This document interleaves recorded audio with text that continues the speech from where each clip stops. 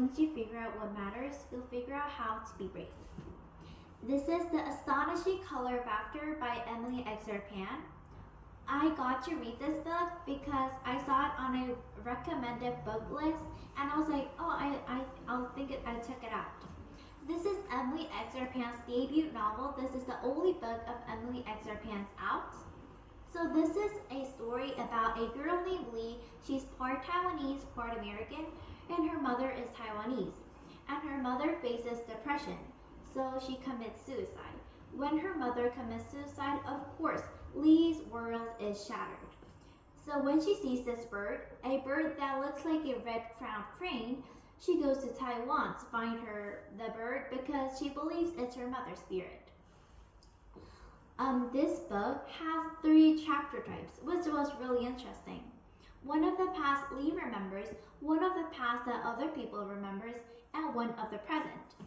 I thought it was a great idea to make it into 3 chapter types, because if I had questions about the present, I could answer it in the past. And if I had a question from the past, I could answer it in the present. And it was a great idea to separate the 2 pasts into past she remembers and other people's memories. Because sometimes in the parts when Lee goes into other people's memories, I was kind of like, why did the author put it here? But as I read the book, I saw why she did that.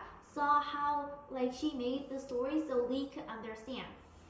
And this book could be such a colorful read because Lee and her best friend Axel talk in colors, think in colors, feel in colors. So they ask each other's feelings in colors. So they don't ask how are you feeling? They ask what color. And if Lee is feeling mad or angry, she'll say red or crimson. So I thought this was really interesting. I think the reason they talk in colors is because Axel and Lei both like drawing. Axel likes to draw with watercolor and Lei likes to draw with charcoal. So I think because they both like art, they know a lot of colors, and yeah, that's how they tell each other's emotions. And in the end, Lee uses watercolors for the first time. So I thought that part was really good. As I was reading this book reminded me of this book, When You Trap a Tiger by Tay Keller. This both definitely has that spiritual aspect.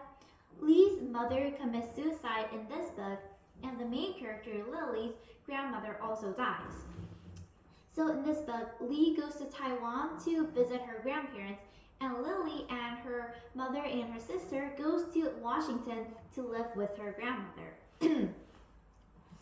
This book both shows other countries' cultural sides. This shows Korea's cultural sides, and this shows Taiwan's. So also in this book, Lee's mother is really close with her sister Jingling, and in this book, the main character Lily is also close with her sister. So I thought those parts were similar. Also in this book, there are a lot of Chinese words slipped in, like Wai Po, which means grandmother, and Wai Pong, which means grandfather. And in this book, there are also Korean words like Halmoni, which means grandmother, or other words like 언니야 or bulgogi. So all these books also have that spiritual but magical aspect as spirits come and go. I really enjoyed this book. I love this book, but if I could point out one thing that I didn't like, it's the part when Lee shows the incense memories to her whole family. I was like, okay, she could show these memories, but why? Because I knew something bad was going to happen. Because every time she shows incense memories with someone else except her, everything goes wrong. So even though she needed to show her whole family why she was here, her whole reason, but if I were Lee, I wouldn't have showed the memories. I would just keep those for myself because I knew it would go wrong.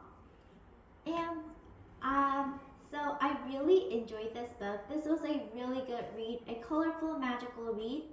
So hope you enjoyed my book review. Happy reading!